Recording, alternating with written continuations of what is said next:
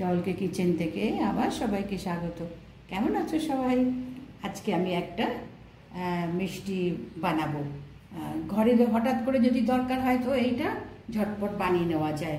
এর সঙ্গে কি লাগছে এগুলো আমাদের ঘরেই থাকে। কেমন মোটামুটি এই জিনিসগুলো থাকলে চটপট একটা মিষ্টি বানানো যায়, কালাকাঁদ। তো এর জন্য আমি 2 পিস পাউরুটি নিয়েছি, হোয়াইট ব্রেড নিয়েছি, আর এখানে তোমার গিয়ে 1 বাটি আমি গুঁড়ো দুধ নিয়েছি। কিন্তু এই দুধটা তোমার গিয়ে 1.5 বাটি নিতে হবে। তো 1 বাটি আমি নিয়েছি, আর এটা রেখেছি হাফ বাটি, আবার মেপে নেব। একটু এলাচ গুঁড়ো আর হাফ বাটি চিনি, আর গার্নিশের জন্য তোমার এই বাদাম পেস্তাগুলো কুচিয়ে নিয়েছি। তো আমি এখন এগুলো তোমার গিয়ে সাইডগুলো একটু কেটে নিয়ে আমি এটা তোমার গিয়ে মিক্সিতে এটা গুঁড়ো করে নিই। এই সাদা ব্রেডটা একটু গুঁড়ো করে নিতে হবে। তো এটা একটু কেটে নিয়ে আমি গুঁড়ো করে নিই, ঠিক আছে? এখন আমি 2 পিস পাউরুটি 4-5টা কেটে নিয়ে দেখো এরকম আমি গুঁড়ো করে নিয়ে এসেছি। তো এবার শুরু করি, গ্যাসটা জ্বালিয়ে দিই। আচ্ছা না, গ্যাসটা আগে জ্বালাবো না। গ্যাসটা তোমার গিয়ে এগুলো সমস্ত মানে ঠান্ডা কড়াইতে এগুলো নিয়ে দুধটা, চিনিটা, একটু ঘি, এগুলো সমস্ত আগে ঠান্ডা কড়াইতে নিতে হবে। তো আমি দুধটা মেপে নিই। এখানে প্রথমে আমি 1 কাপ দুধ দিলাম, এবার পরে আবার হাফ কাপ পরে দেবো। এখন আমি 1 কাপ দিলাম, দিয়ে এর মধ্যে আমি চিনিটা দিলাম। এটা তোমার গিয়ে 1.5 বাটি তোমার গিয়ে মিল্ক পাউডার হবে, সেই জন্য আমি এখানে হাফ বাটি আমি চিনিটা দিলাম।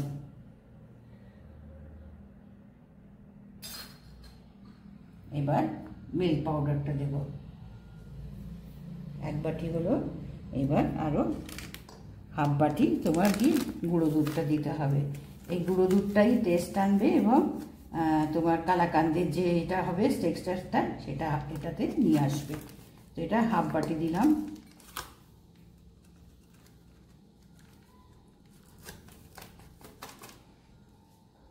এক বাটি প্রথমে দিয়েছি, এবার এখানে আরও হাফ বাটি, মানে টোটাল এখানে 1.5 বাটি হলো। আর একটু তোমার ঘি, 1 চামচ ঘি, মুলায়ম ভাবটা নিয়ে আসবে। 1 চামচ ঘি। এবার এটাকে সব ভালো করে মিশিয়ে নিতে হবে, মানে গুঁড়ো দুধটা যাতে লাম্প থাকে। এটাকে ভালো করে মিশিয়ে তারপরে গ্যাসটা জ্বালাবো। এটাকে ভালো করে মিশিয়ে নিতে হবে, দুধ, চিনি, এই ঘিটা অবশ্য গরম হলে ঘিটাই হয়ে যাবে, কিন্তু দুধটা আগে ভালো করে দুধের সঙ্গে মিশিয়ে নিতে হবে। আমি মিশিয়ে নিই। এবার এটা মিশিয়ে নিয়েছি। এবার এখন আমি গ্যাসটা ধরিয়ে দেবো, দিয়ে ভালো করে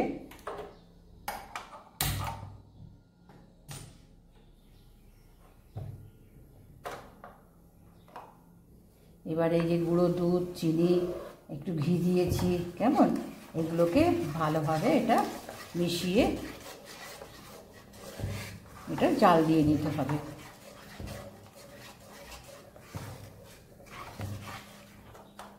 এটাকে ভালো করে একটু ঘন করে নিতে হবে। এবার গরম হয়েছে, ঘিটাও মিশেছে, চিনিটাও গলে গেছে, কিন্তু এটাকে একটু ভালো করে ঘন করে নিতে হবে। এখন তো পাতলা রয়েছে, এটাকে আর একটু ঘন করে নিই। এবার গ্যাসটা কমিয়ে দিয়ে দেখো এটা ঘন হয়েছে, কেমন।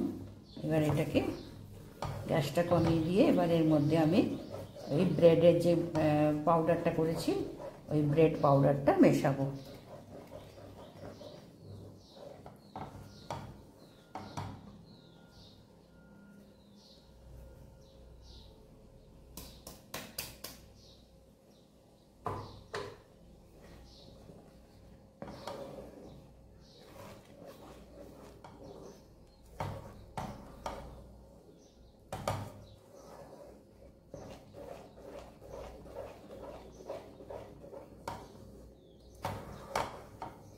এবার এর মধ্যে একটু দারচিনি দেবো, এই দারচিনি বলছি, এলাচ পাউডার দেবো। এটা আমার কেনা আছে, ওই জন্য আমি এটা দিলাম। ফ্রেশ তোমার গিয়ে মানে দারচিনি এই এলাচের দানাগুলো বার করে তোমার এটা গুঁড়িয়ে নিলেও ভালো হবে। তো এটা যেহেতু আমার কাছে রয়েছে সেই জন্য আমি এই এলাচের পাউডারটা দিলাম, ভালো একটু গন্ধ আসার জন্য। এবার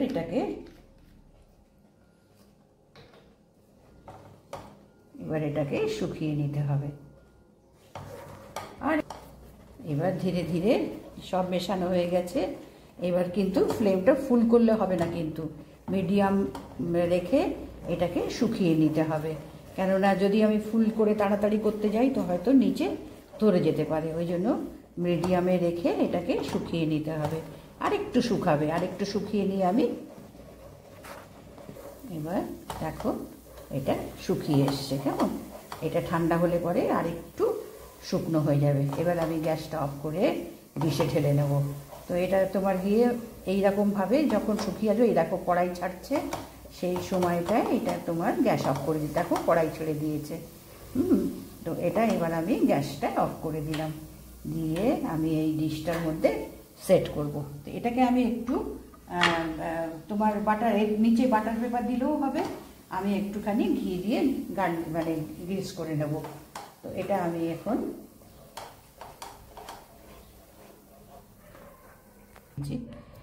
এবার আমি এই বাটিটাকে একটু ঘি দিয়ে আমি যেন যাতে তলায় তোমার গিয়ে চটপট উঠে আসে, একটু গ্রিস করে নিয়েছি। এবার এর মধ্যে আমি ঢেলে দেব।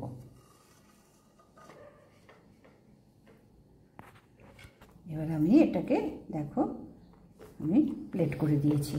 এবার এর উপরে গার্নিশ করে দেবো। এই যে বাদামি এগুলো করেছি, এইগুলো একটু গার্নিশ করে দেবো।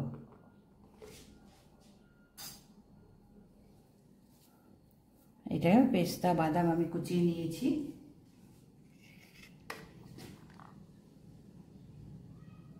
এটা তোমার গিয়ে যতটা মানে দেওয়া যেতে পারে, এটা তো তোমার গিয়ে ড্রাই ফ্রুটস, তো কালাকান্দের ওপরে অনেকটাই দেওয়া থাকে। তো আমি এর ওপরে প্রথমে পেস্তাটা দিলাম, তারপরে বাদামটা দিচ্ছি। এটা কাঠবাদাম কুচিয়ে নিয়েছি। যতটা দেবে ততটাই সুস্বাদু, ততটাই সুন্দর খেতে লাগবে, ভালো লাগবে খেতে। তো আমি এটা কুচিয়ে নিয়েছি, নিয়ে এটা তোমার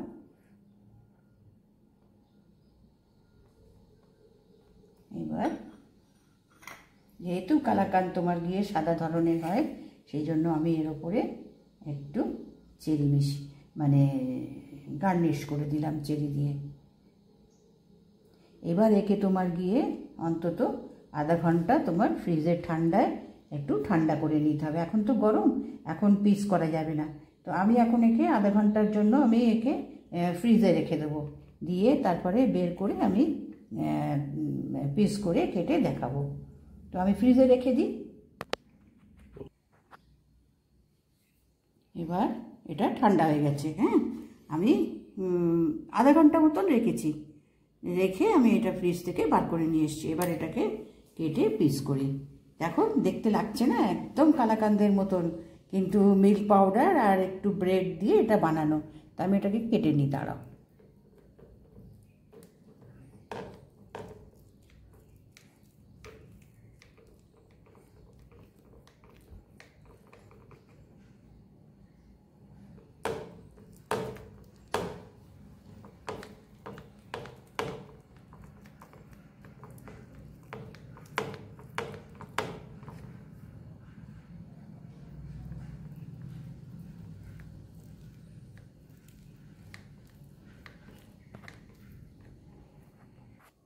এবার আমি কেটে পিস করে নিয়েছি, দেখো। হ্যাঁ, এখানে একটু বেশি করে মানে একটু বড় করে পিস করেছি।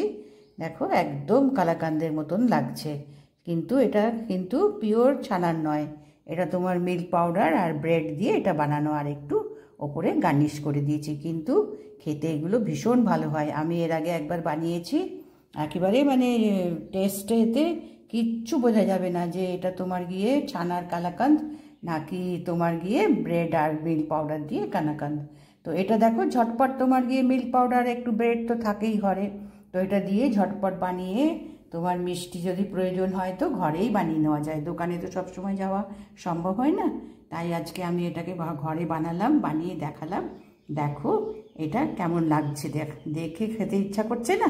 তো নিশ্চয়ই বানিয়ে ফেলো ঘরে, বানিয়ে এটা তুমি দেখো কেমন বানালে, কেমন লাগছে, খেতে কেমন হলো। তো ভালো লাগলে নিশ্চয়ই একটা লাইক করবে, সাবস্ক্রাইব করবে আর শেয়ার করবে, কেমন?